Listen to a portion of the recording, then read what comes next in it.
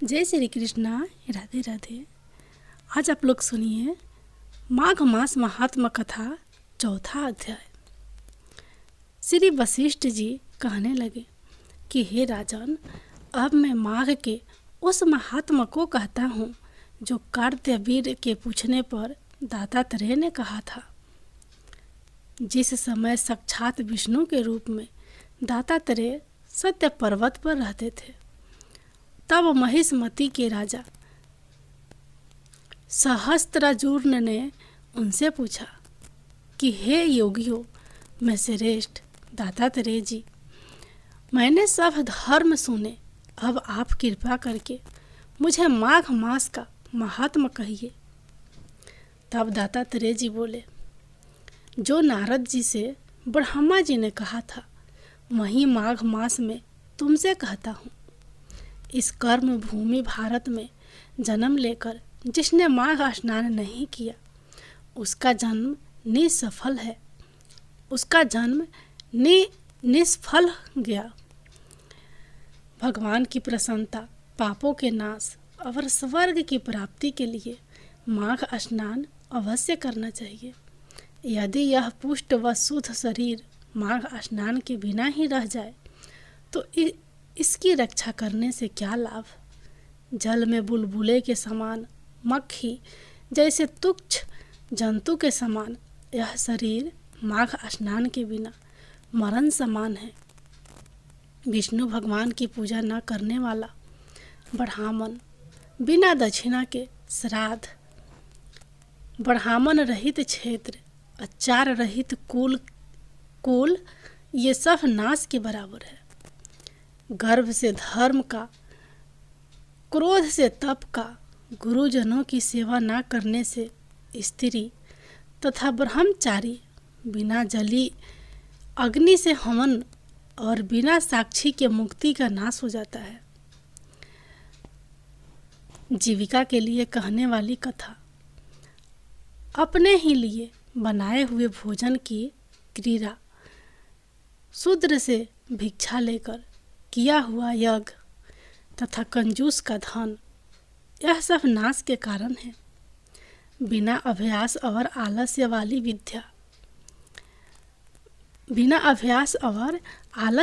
विद्या, असत्यवाणी, विरोध करने वाला राजा, जीविका के लिए तीर्थ यात्रा, जीविका के लिए व्रत, संदेह युक्त मंत्र का जप, व्यग्र चित होकर जप करना, वेद न जानने वाले को दान देना, संसार में नास्तिक मत ग्रहण करना, श्रद्धा बिना धार्मिक क्रिया, यह सब व्यर्थ है। और जिस तरह दरिद्र का जीना व्यर्थ है, उसी तरह माघ स्नान के बिना मनुष्य का जीना व्यर्थ है। ब्रह्मघाती, सोना चुराने वाला, मंदिरा पीने वाला, गुरु पत्नी गामी और इन चारों की संगति करने वाला माघ स्नान से पवित्र होता है। जल कहता है कि सूर्योदय से पहले जो मुझसे स्नान करता है, मैं उसके बड़े से बड़े पापों को नष्ट करता हूँ। महापातक भी स्नान करने से भस्म हो जाते हैं। माघ मास के स्नान का जब समय आ जाता है तो सब पाप अपने नाश के भय से कांप जाते हैं।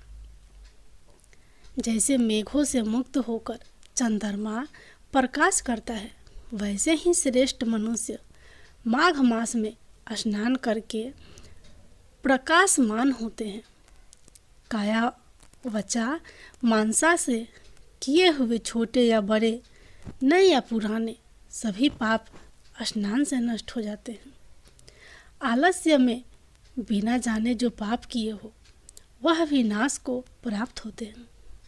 जिस तरह जन्म जन्मांतर के अभ्यास से आध्यात्मिक ज्ञान की प्राप्ति होती है, उसी तरह जन्मांतर अभ्यास से ही माघ स्नान में मनुष्य की रुचि होती है। यह अपवित्र को पवित्र करने वाला बड़ा तप और संसार रूपी कीचड़ को धोने की पवित्र वस्तु है। हे राजन, जो मनवांछित फल देने वाला माघ स्नान नहीं करते, वह सूर्य चंद्र के समान भोगों को कैसे भोग सकते हैं।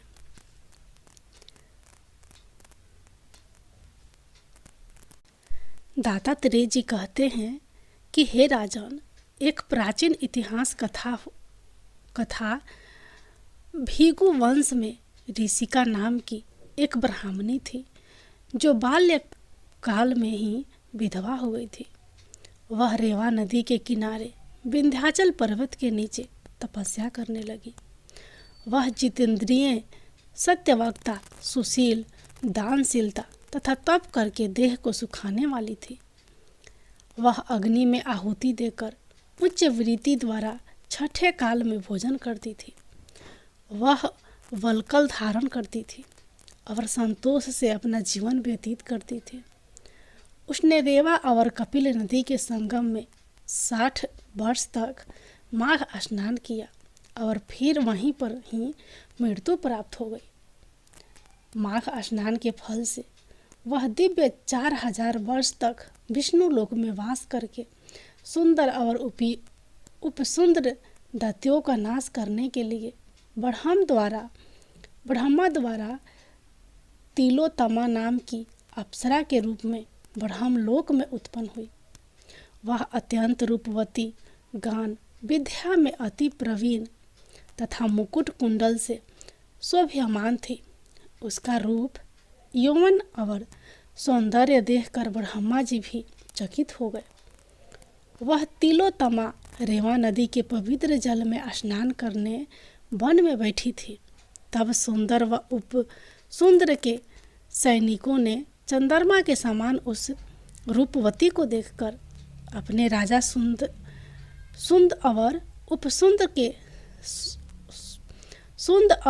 उपसुंद से उसके रूप की शोभा का वर्णन किया और कहने लगे कि कामदेव को लज्जित करने वाली ऐसी परम सुंदरी स्त्री हमने कभी नहीं देखी, आप भी चल कर देखें। तब वह दोनों मंदिरा के पात्र रहकर वहाँ पर आए जहाँ पर वह सुंदरी बैठी हुई थी, और मंदिरा के पान विहल होकर काम क्रीड़ा से पीड़ित हुए और दोनों ही आपस में उस स्त्री रत्न को प्राप्त करने के लिए विवादग्रस्त हुए और फिर आपस में युद्ध करते हुए वहीं समाप्त हो गए।